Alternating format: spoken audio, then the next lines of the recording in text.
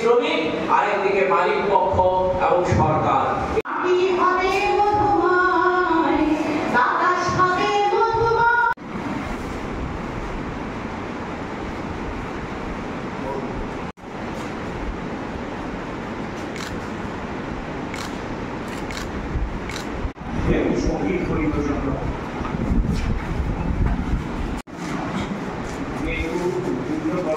যারা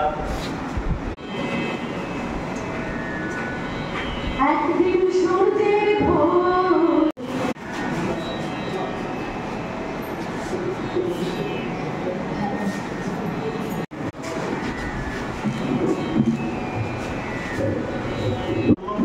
যারা শহীদের মৃত্যুবরণ করে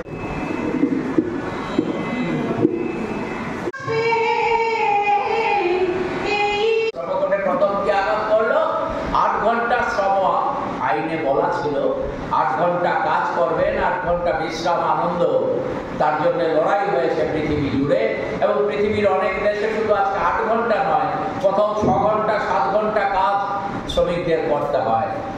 বাকি সময়টা তারা পরিবারের জন্য দিতে পারেন, সমাজের জন্য দিতে পারেন। আজকে এই জায়গাটায় আঘাত করে শ্রম কোডে 12 ঘন্টা কাজ, 10 থেকে 12 ঘন্টা কাজ আইনগতভাবে করার সুযোগ করে দেওয়া হয়েছে এবং এটাকে 14-16 ঘন্টাও যদি করা হয় তাতে আপত্তির কোনো কারণ নেই। আগে কি ছিল 8 ঘন্টা কাজ করলে পর বাকি যদি বেশি সময় প্রয়োজনের খাতিরে করতে হতো তাহলে ওভারটাইম পেতেন শ্রমিকরা। আমি 8 ঘন্টা কাজ করার পর 1 ঘন্টা অতিরিক্ত কাজ করলাম, তাহলে 8 ঘন্টা কাজের যে মজুরি সেখানে 1 ঘন্টার যে মজুরি হয় আমি 1 ঘন্টা অতিরিক্ত ওভারটাইম কাজ করলে পর দ্বিগুণ পেতাম, অর্থাৎ 2 ঘন্টার মজুরি আমি পেতাম।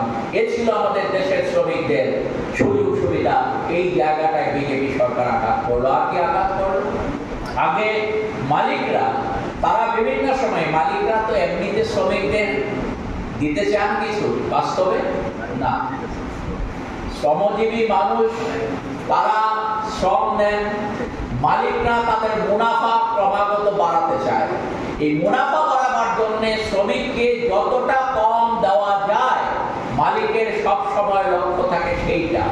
স্বাভাবিক কারণে শ্রমিকরা মালিকদের থেকে আদায় করতে গিয়ে বারে বারে তাদেরকে লড়াই করতে হয়েছে এবং এই লড়াই করতে গিয়ে যখন মালিক এবং শ্রমিকের দ্বন্দ্ব বা সংঘাত হয় তখন একটা গণতান্ত্রিক রাষ্ট্রে সরকার পক্ষ তারা সেখানে ত্রিপক্ষীয় সভার ব্যবস্থা করে, তারা মধ্যস্থতাকারী ভূমিকা পালন করে এবং যেখানে জনকল্যাণকামী সরকার আছে সেই সরকারগুলো মালিকের স্বার্থ নয় শ্রমিকের স্বার্থ দেখার জন্যে কাজ করে, যেটা আমরা দেখেছি আমাদের রাজ্যে বামফ্রন্ট সরকারের সময়।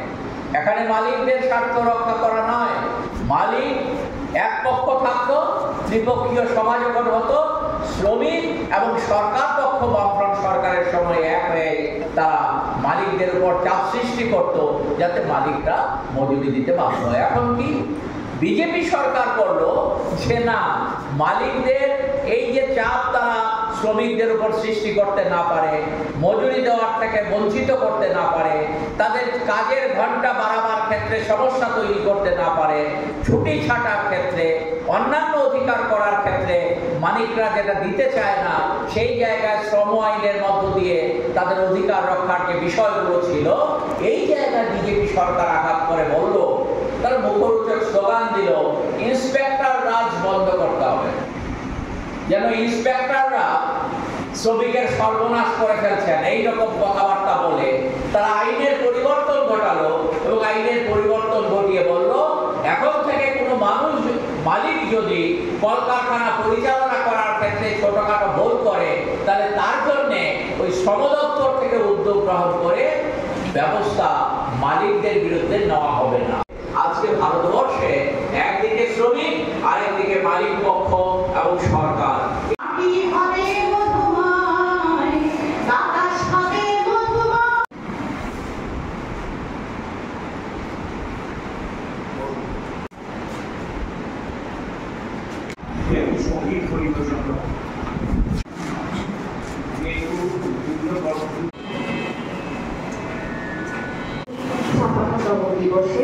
প্রতিষ্ঠা দিবসের সবাইকে আন্তরিক শুভেচ্ছা।